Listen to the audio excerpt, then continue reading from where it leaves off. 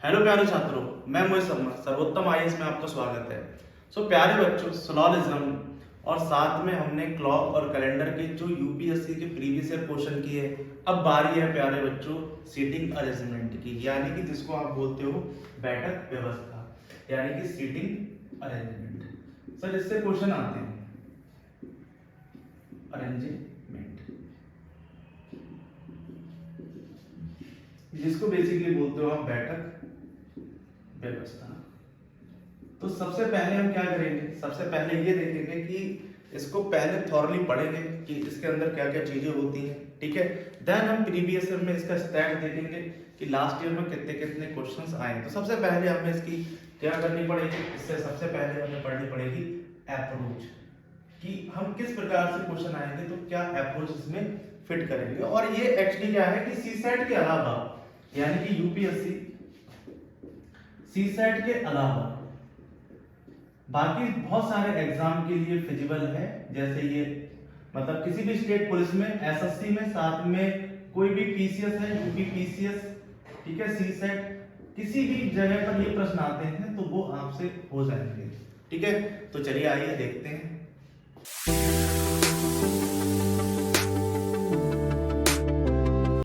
प्यारे बच्चों, seating arrangement, बैठक व्यवस्था। अब यहाँ पर सीन क्या है कि बैठक व्यवस्था क्या होता है, यहाँ पर जो प्रश्न लिखा होगा वो ये लिखा होगा कि जो भी बैठक व्यवस्था है, ठीक है, जो भी अरेंजमेंट है वो बेसिकली क्या होगा, एक सर्कुलर टेबल पर होगा, सर्कुलर टेबल के इर्द गिर्द होगा। कभी कभी क्या होता है कि सर्कुलर टेबल की जगह पर वो आपको स्क्वायर टेबल भी ले लेते हैं, ठीक है, यानी कि इसको बोलते हैं गोल मेज, और यहां पर बोलते हैं, ठीक है, आपका वर्गाकार मेज। सर देखिए, प्रश्न एग्जामिनर जो होगा वो तो किसी भी रूप में किसी भी प्रश्न को किसी प्रकार से बना देगा, लेकिन हमारा दायित्व ये बनता है कि हमें उसे अप्रोच कर ले ध्यान से। उस अप्रोच को कैसे करेंगे सेट, ध्यान समझिए। देखिए यहाँ पर सीन क्या है कि इस प्रकार से एक सर्कुलर टेबल है। अब इस सर्कुलर टेबल के इर्द गिर्द, जैसे ये बैंक में भी आता है प्रश्न और इस पर ऑलरेडी पजल भी बनाकर देते हैं, ठीक है, तो इसलिए काफी इंपॉर्टेंट टॉपिक है, ठीक है। यूपीएससी सी सेट में तो काफी बार क्वेश्चन आए हैं, तो इसलिए अब यहाँ पर ध्यान से देखिए। तो यहाँ पर जो इसके चारों तरफ जो लोग बैठे होंगे उन लोगों के साथ में क्या है, ठीक है, यहाँ पर दो केस होंगे। एक केस कैसा बनेगा, केस 1, और एक केस बनेगा सेकंड। पहले अप्रोचिंग कंडीशन देखेंगे, फिर हम प्रीवियस ईयर प्रश्न देखेंगे। केस सेकंड, एक केस पहला बनेगा जो इसके केंद्र, क्योंकि ये सर्कुलर टेबल है तो इसका ये केंद्र होगा, यानी कि सेंटर। तो जितने भी जन बैठे हैं आसपास में, जितने भी चारों तरफ लोग बैठे हैं, ठीक है, हम मान लेते हैं कि 8 लोग बैठे हैं, 8 पीपल, ठीक है, 8 पीपल, ठीक है, sitting around a circular table, circular table, ठीक है, and see towards the centre. यानी कि 8, ठीक है, 8 लोग एक वृत्ताकार मेज पर बैठे हैं, या मेज के चारों तरफ, मेज के चारों ओर बैठे हैं, और सभी का मुख केंद्र की ओर है, ठीक है। तो यहां से क्या होता है कि ये लाइन जो होती है वो सारे के सारे क्वेश्चंस में मैच होगी। यहां पर बस चेंज क्या होगा, वेरिएबल जो बैठने वाले लोग हैं वो बेसिकली क्या होगा, यहां पर चेंज हो जाएंगे। ये 8 की जगह 6 हो सकते हैं, 8 की जगह 4 भी हो सकते हैं, ठीक है। तो पहला केस ये होगा कि towards the centre of the table, यानी कि जितने भी जन बैठे हैं, जितने भी लोग बैठे हैं, वो सारे के सारे क्या है, केंद्र की ओर देख रहे हैं। देखिए सर, केंद्र की ओर देखने से ही इसकी डायरेक्शन चेंज हो जाएगी। अब पहली कंडीशन ये होगी कि टुवर्ड्स सेंटर, टुवर्ड्स सेंटर। अब ये जो बाकी दूसरा केस है, away from centre, away from centre, यानी कि मतलब केंद्र से, यानी उनकी जो बैक है वो उधर देखेंगे। इसका मतलब क्या है, ये बाहर की तरफ सारे लोग होंगे, बात समझ पा रहे हैं? तो ये सारे लोग अब बाहर की तरफ देख रहे हैं, यानी कि इनकी पीछे पीठ जो है वो पीछे की तरफ है, यानी कि केंद्र की तरफ है। तो यहाँ पर दो केस बनेंगे, उन दो केसों में हमें पता करनी है कि इनकी डायरेक्शन। अब कोई भी व्यक्ति बैठेगा, मान लिया यहाँ पर हमारे बेसिकली कौन बैठे, टमटम लाल बैठे। अब इन टमटम लाल की अगर मैं बात करूं तो यहाँ पर सीन वही है जैसा कि मैं आपके सामने हूं, मेज पर बैठा हूं, तो मेरा ये वाला हाथ और ये वाला हाथ मैटर करेगा इस चीज में। देखो ध्यान से, अगर मैं वामाव्रत बेलूं और दक्षिणाव्रत बेलूं, दो चीजें होंगी, यानी कि अगर मैं इस तरीके से पूरा चल जाऊं तो ये क्लॉकवाइज है, ठीक है, और अगर मैं उल्टा चल जाऊं तो ये एंटी क्लॉकवाइज है। पहली बात समझिए, ठीक है। हिंदी में इसे बोलते हैं कि दक्षिणावर्त और इसे बोलते हैं वामावर्त। तो सीन समझिए कि एंटी क्लॉकवाइज और क्लॉकवाइज का सीन क्या है। तो समझिए यहां पर कि अगर इनका ये, अब ये वाला हाथ और ये वाले हाथ की बात करेंगे तो इस टाइम पर इनका ये बायां हाथ होगा, ठीक है। ये इनका कौन सा होगा, ये बेसिकली क्या होगा, बायां हाथ होगा, यानी कि लेफ्ट हैंड होगा। अगर ये इधर देख रहे हैं और ये राइट हैंड, बहुत ध्यान रखिए। अब अगर कोई वजन यहां बैठा हुआ है इस तरीके से, अब इसका बेसिकली क्या होगा, बायां हाथ थोड़ा चेंज हो जाएगा, बायां हाथ इस साइड में होगा, राइट हैंड इधर होगा, ठीक है। तो इसका मतलब क्या होगा कि जो लेफ्ट हैंड है वो शो किस चीज के लिए कर रहा है, लेफ्ट हैंड शो कर रहा है क्लॉकवाइज को, और राइट हैंड किसको शो कर रहा है, एंटी क्लॉकवाइज को।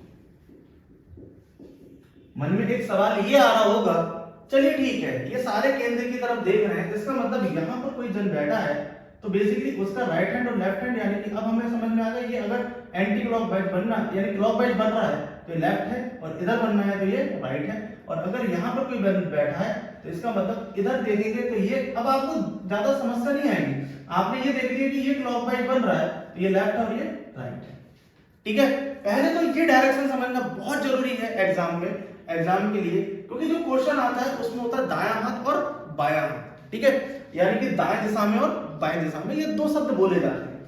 अब अगर इसी डायरेक्शन को आप उल्टा कर दें, अब ये बंदा जो बैठा है वो पीछे की तरफ बैठा है, इस डायरेक्शन में बैठा है, अब इसका जो हाथ है ना वो उल्टा हो जाएगा, यानी कि इस तरीके से चेंज हो जाएगा, जो हाथ सामने था अब वो घूम के इधर आ जाएगा, यानी कि जो लेफ्ट था अब वो बन गया राइट। इसका मतलब अब ये वाला जो केस है वो बन गया राइट, क्योंकि मैं इस साइड में हूं और ये लेफ्ट।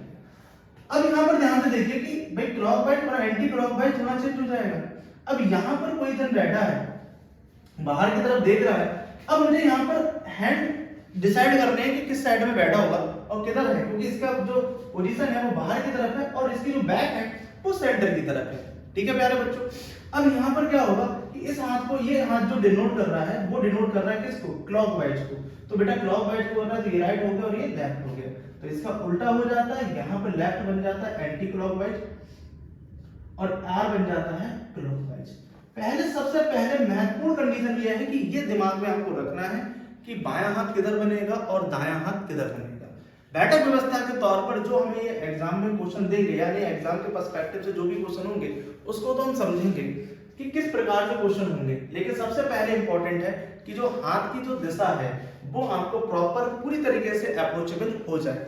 क्योंकि होता क्या है कि जो प्रश्न होते हैं, अब ऐसा थोड़ा ना है कि एग्जाम में कोई बच्चा बैंक की तैयारी करने गया है या एसएससी की, पुलिस की या यूपी ट्रिपल किसी की भी करने गया है तो उसने पढ़ा नहीं होगा, सर उसने पढ़ा होगा, ऐसा नहीं है।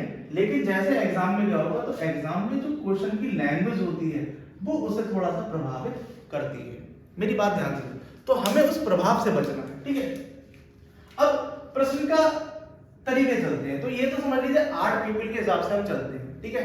तो उसमें ये लिखा होगा कि A B C D E F G और एच। अब यहाँ पर आपके ये 8 पीपल हैं, यानी 8 लोग हैं, ये सारे के सारे किधर देख रहे हैं, टुवर्ड सेंटर, यानी कि सेंटर की तरफ इन्होंने रुख कर रखा है।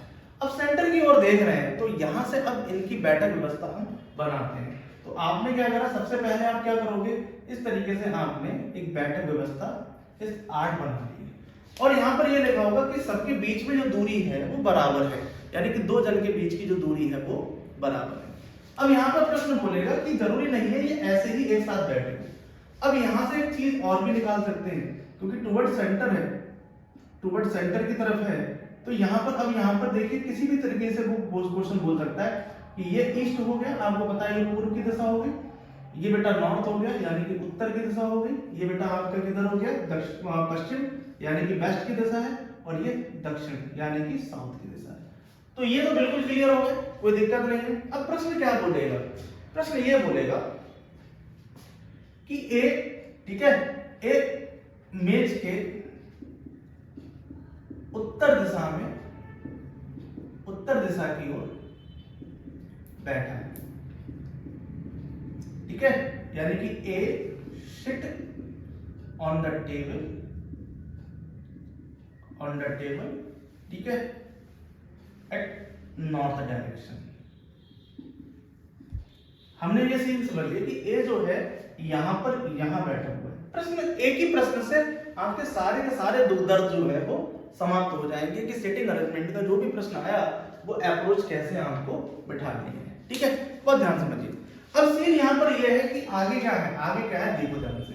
ए मेज के उत्तर दिशा में बैठा है, अब ये क्वेश्चन आगे ये लाइन हो गई। अब अगली लाइन क्या बोलेगा कि बी ए के ठीक सामने बैठा है, ठीक सामने बैठा है, यानी कि पहले हमने एक कंडीशन ली जहां पर ए को फिक्स कर दिया, ए को फिक्स कर दिया। कभी कभी जरूरी नहीं है कि ये दिशा दी हो, वो ये बोलेगा कि आप ए और बी दो का संबंध देकर देगा, हम वो भी क्वेश्चन देखेंगे। तो यहां पर बोला कि बी ए के ठीक सामने बैठा है, यानी कि B sit in front of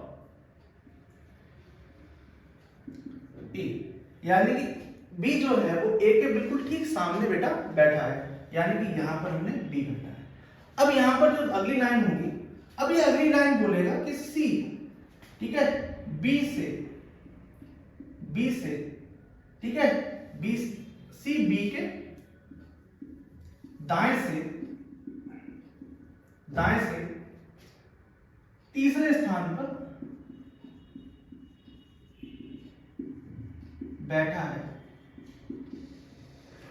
यहां पर बोला है कि सी जो है वो बी के दाएं से तीसरे स्थान पर बैठा है, तो इसका मतलब यहां पर ये बोला है सी सिट फ्रॉम बीस, ठीक है, बीस राइट, ठीक है, राइट थर्ड प्लेस, यानी कि सी सिट फ्रॉम बीस राइट थर्ड प्लेस, यानी कि बी के दाएं से तीसरे स्थान पर बैठा है। अब यहां पर इंपॉर्टेंट ये है, अब हमें ये देखना है क्योंकि सारे के सारे अब जरूरत पड़ेगी इस कॉन्सेप्ट की। अब उसने दायां बोला है, अब या तो आपको पता हो कि अब यहां पर आपने ऐसे कर लिया और एक ऐसे कर लिया, अब आपको पहले दिमाग में ये रखना है कि भैया इसका दायां किधर होगा, तो दायां किधर होगा, क्यों, क्योंकि ये एंटी क्लॉकवाइज है और ये क्या है क्लॉकवाइज है। अब आपको पता है एंटी क्लॉकवाइज ही राइट होता है जब आप सेंटर की तरफ देखते हैं। तो यहां पर क्या है, यहां से पहला स्थान, दूसरा स्थान और ये तीसरा स्थान, यानी कि इससे तीसरे स्थान पर कौन बैठा है, सी बैठा हुआ है, ठीक है, इस बात को समझने का। फिर प्रश्न आगे क्या बोलेगा कि यहां पर ये बोलेगा कि डी, ठीक है, डी ए के दाएं से दूसरे स्थान पर बैठा है। अब लैंग्वेज को ध्यान से समझे, एक एक लैंग्वेज को मैंने क्या करा, बाइफरकेट कर दिया, तोड़ दिया है, और उसी लैंग्वेज के बेस पर प्रश्न को देखेंगे। डी ए के दाएं से दूसरे स्थान पर बैठा हुआ है, ठीक है, ये सेट है। अब यहां पर हमें देखना है कि एंटी क्लॉकवाइज और क्लॉकवाइज। अब एंटी क्लॉकवाइज का मतलब राइट और यहां पर हो गया लेफ्ट, इसके मतलब एक ये प्लेस हो गया और ये प्लस हो गया, तो यहां पर बैठेगा हमारा डी। अब प्रश्न में अब आगे और भी लेते हैं कि ई जो है, ई ए बा डी के ठीक मध्य बैठा है। ए जो है, ई जो है वो ए और डी के ठीक मध्य बैठा है, तो आपने क्या कर दिया, यहां पर ई लिख दिया। एक एक चीजें चलते करते चलता है, ठीक है। अब उसने बोला यहां पर सीन क्या कि एफ जो है, एफ जो है वो ई के ठीक सामने बैठा है, ठीक सामने बैठा है। तो ई के ठीक सामने की ये चीज हो गई, यहां पर क्या हो गया एफ, यहां पर क्या हो गया एफ। मेरी बात ध्यान से समझना। अब उसने ये बोला कि जी जो है जी, अब यहां पर अब ये दो प्लेस रह गए, इन दो प्लेसों से रिलेटेड वो आपको क्वेश्चन उठाकर दे सकता है, वो कोई भी कंडीशन बनाकर दे सकता है। उसने ये बोला कि जी डी व बी के मध्य नहीं बैठेगा, नहीं बैठेगा। तो इसका मतलब क्या है कि डी और बी के मध्य, भाई ये जाहिर सी बात है जी नहीं बैठेगा। तो जी जब यहां नहीं बैठेगा तो बेटा जी यहां बैठेगा। मेरी बात ध्यान समझिए। ये प्रश्न है जो एग्जाम में आपके आते हैं और ये बहुत ज्यादा इंपॉर्टेंट है। ठीक है दीदी, यूपीएससी में जब आप जाते हैं ना तो सर यहाँ पर ये जो खेल है वो है लॉजिक। ऐसा थोड़े ना कि 15 लाख बच्चों ने फॉर्म भरा है तो 15 लाख बच्चों में से सारे के सारे पढ़ के ही जाते हैं। ऐसा नहीं है कि कोई पढ़ के नहीं जाएगा, ठीक है एक दिन पहले तो पढ़ कर जाएगा ही, लेकिन जैसे एग्जाम देता है तो भाई जाहिर सी बात है वो क्यों स्केल मैथ्स के लिए कैसे 10,000 पे आ जाता है कि जब फाइनल रिजल्ट आता है, मतलब प्रीलिम का जब रिजल्ट आता है तो पता चलता है कि 10,000 ही क्वालिफाई किए हैं मेंस एग्जामिनेशन के लिए। तो इसका मतलब क्या है कि इतना बड़ा गैप कैसे बन गया? इतना बड़ा गैप बन गया सब लैंग्वेज ना रीड करने का, चाहे वो जीएस का पेपर हो चाहे वो सीसेट का पेपर हो। अगर बच्चा लैंग्वेज को सही से डिटरमाइन नहीं कर पा रहा है तो सर उसे प्रॉब्लम होगी। तो उसने बोला कि जी जो है वो डी व बी के बीच में मध्य नहीं बैठेगा। तो नहीं बैठेगा इसका मतलब यहाँ पर वो नहीं बैठ रहा है, तो जब यहाँ नहीं बैठेगा तो जाहिर सी बात वो यहाँ बैठेगा। अब उसने बोला तो एफ के बारे में बताइए, तो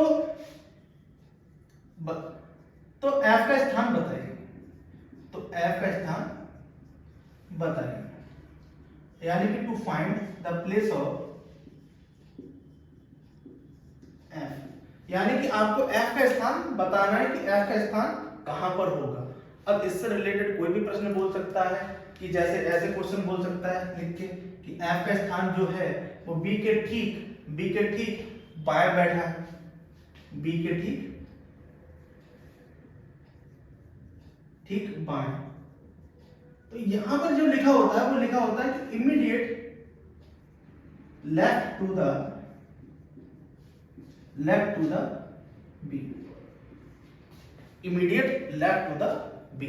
तो सर ये जो पूरा एक प्रश्न है ना, इस पूरे प्रश्न को मैंने क्या करा, यहां पर सेक्शन वाइज यहां पर हम लोगों ने तोड़ दिया। अब सेक्शन वाइज तोड़ने के बाद हमने एक एक चीज को बहुत बारीकी से देखा कि इस प्रकार से क्वेश्चन होगा। तो आपको भी क्या करना है, जब आप एग्जाम में जाते हो तो एग्जाम में आपको बस इतना करना है कि आपको बस पूरे प्रश्न को बहुत ध्यान से पढ़ना है, और ध्यान से पढ़ते समय क्या है, अब उसको फिर एक एक पार्ट को तोड़कर देख लेना, फिर एक क्वेश्चन को रिलेट करना है। जब रिलेट कर लेंगे तो वहां पर सीन क्या होगा कि वहां पर आपसे गलती होने के चांसेस बहुत हो जाते हैं मिनिमाइज। अगर आप क्वेश्चन को ऊपर से लेके बिल्कुल लास्ट तक पढ़ेंगे तो फिर आपको कोई दिक्कत होगी, चाहे आप कोई भी न्यूमेरिकल कर रहे हो। अगर आपने ब्रेकिंग कंडीशन सीख ली कि ब्रेक करके उस क्वेश्चन को कैसे करते हैं, तो बेटा आपसे कभी भी गलत नहीं होगा प्रश्न। ये बैठक व्यवस्था का प्रश्न है जो कि बेसिकली बहुत आता है। तो सबसे पहले हमने यूपीएससी सीसेट की परीक्षा के लिए सबसे पहले ये देखा कि पहली बार क्वेश्चन को हम अप्रोच कैसे करेंगे। ठीक है, अब हम ये देखेंगे कि इसके बेस पर जो हमारे क्वेश्चंस आए लास्ट ईयर में, जो बैठक व्यवस्था के आधार पर ही है, हम उन्हें कैसे अप्रोच करेंगे। ठीक है, बात समझ पाए? तो सबसे पहले हमने क्या करा, फिर समझ लेते हैं, इसको एक बार रिपीट कर लेते हैं कि सबसे पहले हमने केस देखे, यहाँ पर 2 केस देखे। ठीक है, कि भाई हो सकता है कि लोग जो हो वो केंद्र की तरफ से चेहरा करके बैठे हो और या पीठ करके बैठे हो। ये 2 पहले केस है, पहले ये दोनों दिमाग में रखना है। फिर दूसरा केस क्या है कि सबसे पहले इंपॉर्टेंट ये है कि सर्कुलर टेबल दी है या स्क्वायर टेबल दी है। अगर स्क्वायर टेबल है तो इन कॉर्नर्स का भी यूज किया जाएगा, इनका भी यूज किया जाएगा। मेरी बात ध्यान समझे। फिर हमें ये देखनी है कि कितने जन बैठा दिए उन्होंने।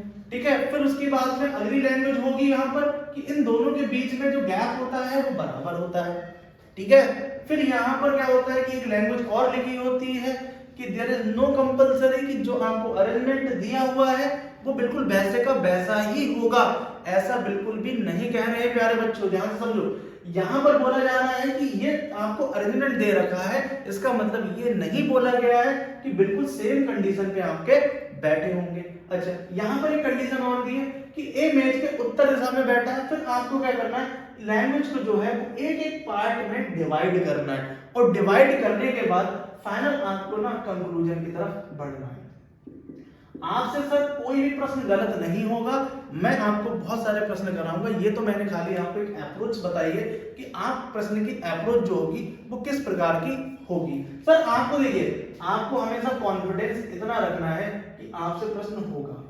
आपको मैंने आपसे कई बार बोला है कि आपको ये मैटर नहीं करता कि सर मतलब वैकेंसीज कितनी है, आपको तो एक ही वैकेंसी चाहिए, आप उस एक वैकेंसी के लिए, आपके लिए तो एक वैकेंसी है ना, आपकी कैटेगरी में एक वैकेंसी है, आप उस वैकेंसी के लिए फाइट करें।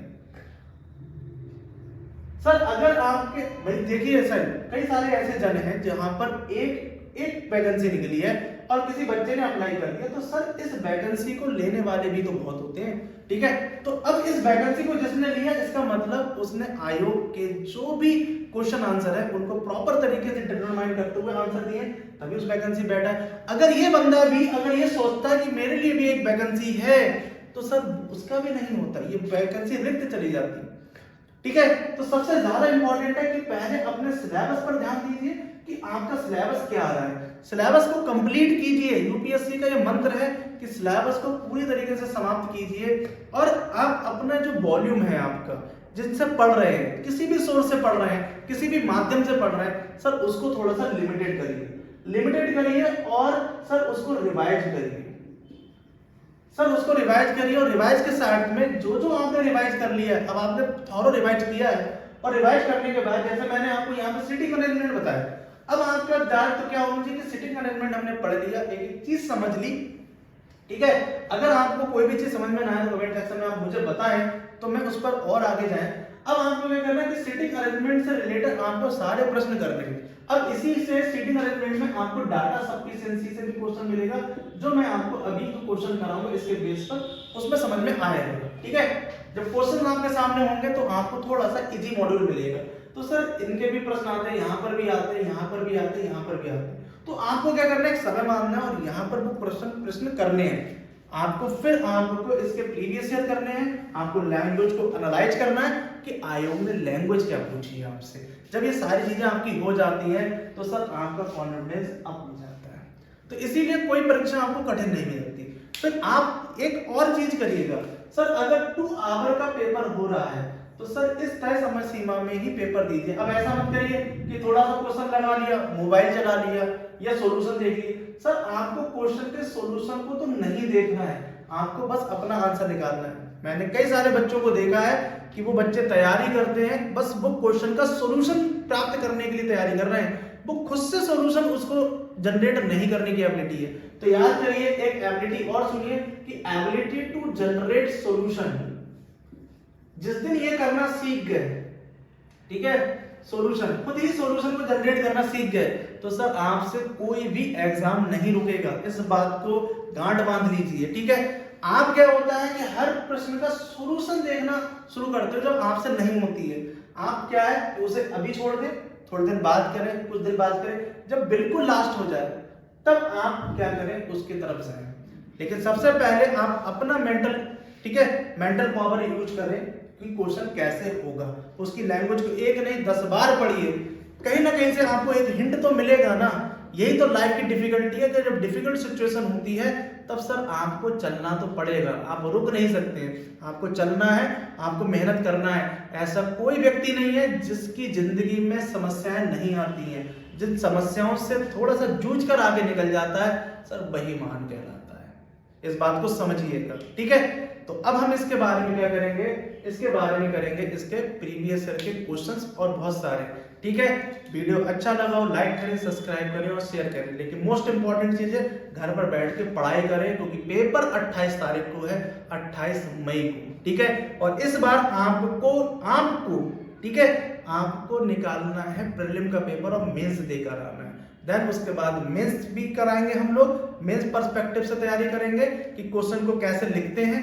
देन अपने आप चलेंगे इंटरव्यू और सब उसके बारे में भी बताया जाएगा कि गैप को कैसे भरना है, किस तरीके से करना है। तो पूर्ण आपको सर्वोत्तम आईएएस में सारी चीजें मिलेंगी, ठीक है। हमारे साथ जुड़े रहने के लिए आपका बहुत बहुत धन्यवाद। नमस्कार।